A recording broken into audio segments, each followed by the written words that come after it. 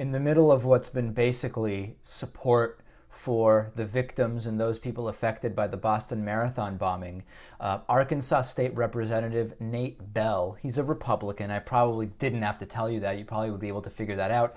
He tweeted that liberal Boston residents are probably wishing they had AR-15 assault rifles. Here's his tweet. He's Nate Bell 4AR on Twitter, saying at 8:25 this morning, "I wonder how many Boston liberals spent the night cowering in their homes, wishing they had an AR-15 with a high-capacity magazine."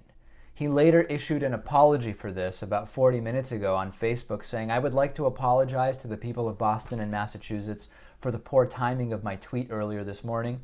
As a staunch and unwavering supporter of the individual right to self-defense, I expressed my point of view without thinking of its effects on those still in time of crisis.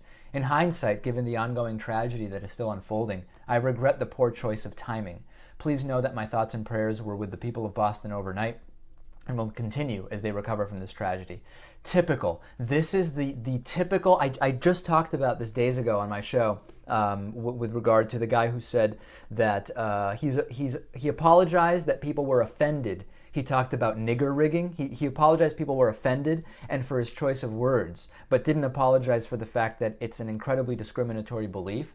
Nate Bell basically saying he's apologizing only for the timing, that if this weren't so fresh in people's minds, it would have been perfectly reasonable to say, "I wonder how many Boston liberals spent the night cowering in their homes, wishing they had an AR-15 with a high-capacity magazine." Bell has backed legislation to make concealed carry licenses cheaper, to prevent the governor from regulating firearms even in state emergencies, and he, of course, supports stand your ground laws.